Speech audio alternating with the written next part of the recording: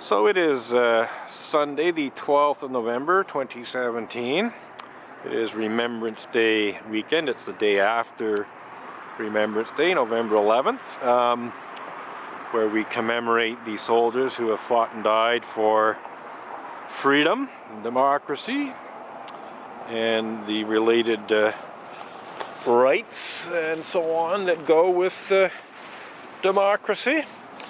And so the theme of today's protest is largely about how, unfortunately, Montreal Unitarians and perhaps Unitarian Universalists more generally have misused and abused the criminal justice system in efforts to prevent me from exercising the civil rights and freedoms that I supposedly, have guaranteed in the Canadian Charter of Rights and Freedoms.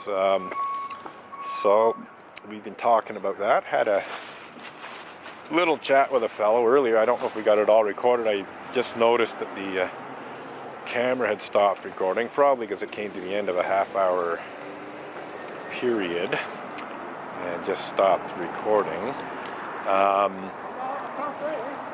En français? C'est une église anglophone.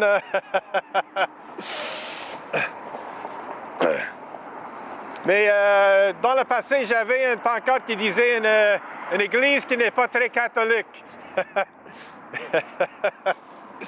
So the guy basically wants French picket signs, French language picket signs.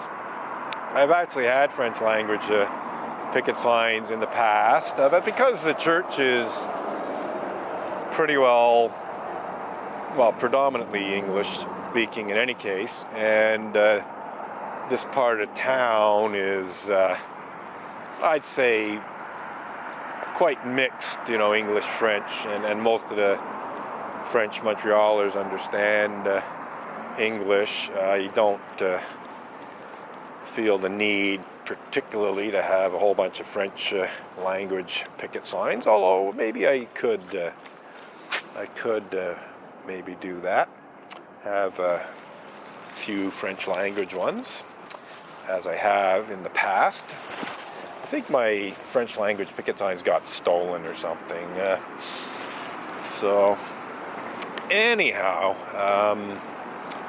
at one point in time, a whole bunch of my picket signs were stolen. Oh, and since we're talking about SPVM, not respecting my civil rights and freedoms, there was a case, I believe it was in 2005, so this is more than a decade ago. A couple of SPVM cops showed up as I was protesting. This was an evening protest. There was some kind of special event happening at the church, that would, I expect, attract members of the non-Unitarian public, so I thought it would be a good time to have a protest. And so I was protesting in the evening.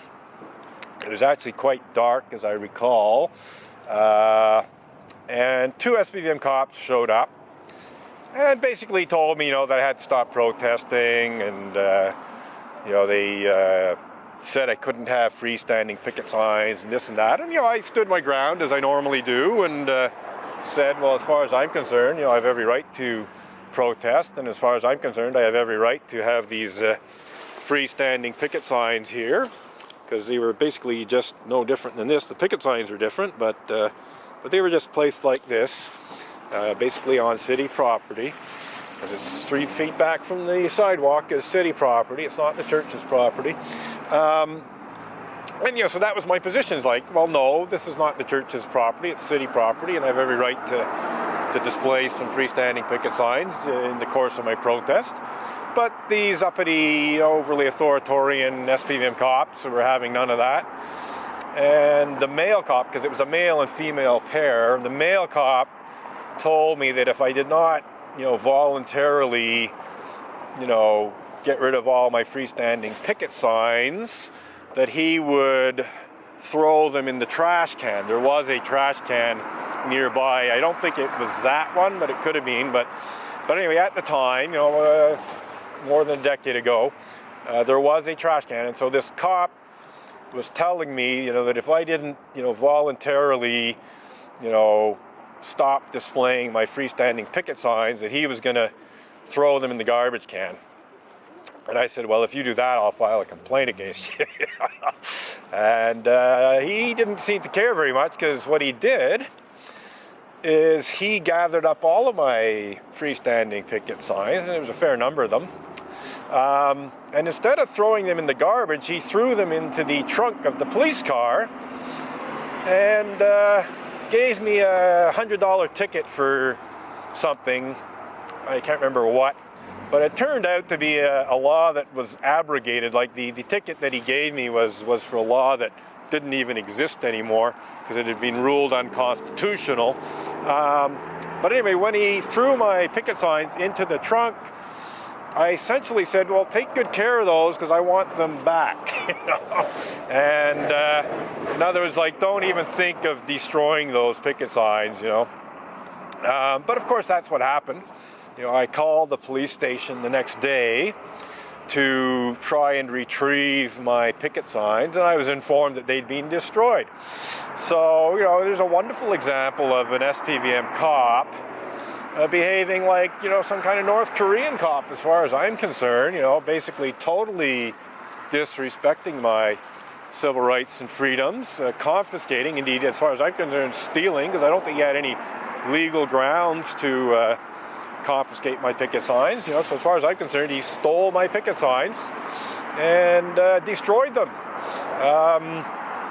So yes, another fine example of SPVM cops showing total disrespect for my right to engage in peaceful public protest against Unitarian Universalist clergy abuse, which includes, but is by no means limited to, such despicable crimes as pedophilia and rape committed by certain Unitarian Universalist ministers, to say nothing of certain Unitarian Universalist Sunday school teachers and so on.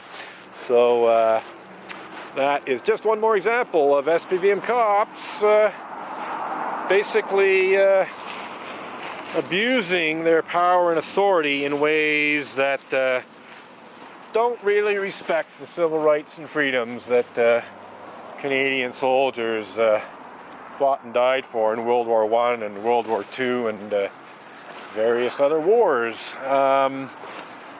So yeah, another instance of SPVM abuse of power and total disregard for peaceful public protest, essentially. But as I said, it's, over the years, things seem to have improved somewhat, although it can always change. It's not impossible that SPVM cops can still arrest me on some bullshit criminal charges or something at the behest of the Unitarians. It's not impossible. It's not impossible that they could give me some ticket or something, trying to dissuade me, with a hefty fine. There's various other ways in which the SPVM can interfere with and try to suppress my constitutionally guaranteed civil rights and freedoms. Hopefully it won't happen, but it's not impossible. So sad to see you out there doing that. Well, what's really sad is children being raped by Unitarian Universalist ministers and the church trying to hide that. That's the real sad thing. So this woman saying it's so sad to see me. And I don't think she meant it in a nice way. I don't think she meant it in a way that's really sympathetic. Based on her tone of voice, seemed a little sarcastic. And the fact that she just took off too, if she was really concerned, if she was really saddened, by the actual injustices and the abuses that I'm protesting against, you'd think she might have stuck around and commiserated for a while, but she just booted off on her bike. So when she took off, I just said, no, it's not the real sad thing, and it really is. I mean, it really genuinely is sad in every sense of the word, is the fact that children, to say nothing of adults, have been sexually abused by Unitarian Universalist ministers and Unitarian Universalist Sunday school teachers, And the Unitarian Universalist religious community has tried to conceal that. Even after ministers and Sunday school teachers have been charged, tried, and convicted of pedophilia and or rape, the church has tried to keep this hidden from the public. So that's pretty sad. I mean, there's other sad stuff too. It's pretty sad, the various other injustices and abuses that I'm protesting against. The anti-religious intolerance that I and many other people have been subjected to by Unitarian Universalists is pretty sad, as is the fact that it's being tolerated and even almost officially approved of by the leading members of the Unitarian Universalist religious community, and the decades worth of institutional stonewalling is pretty sad too. Oh, and then there's all those SPVM interventions that are pretty sad as well. All of that misuse and abuse of the criminal justice system to try and suppress peaceful public protest and freedom of speech. That's very sad indeed.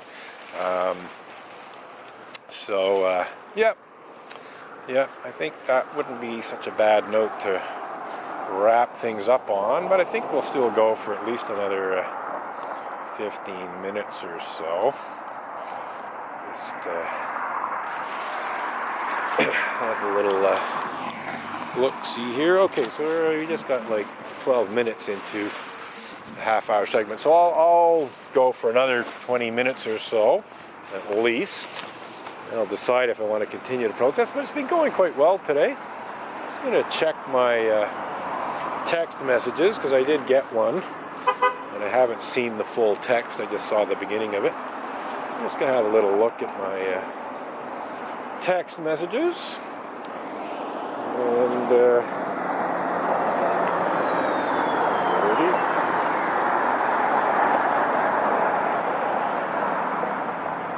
alrighty, so a nice little message there.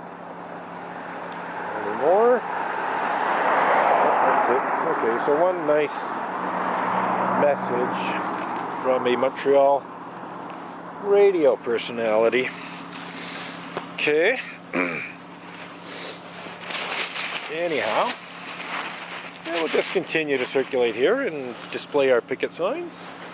I haven't really scanned the picket signs with my video camera. I'm sure they've, appeared as I've walked by them, but let's have a look at what we're seeing here today.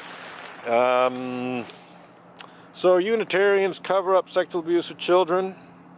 Entirely truthful statement, based if only on the fact that the Unitarian Universalist Association has falsely accused me of the criminal act of blasphemous libel and legal bullying intended to conceal pedophilia and rape.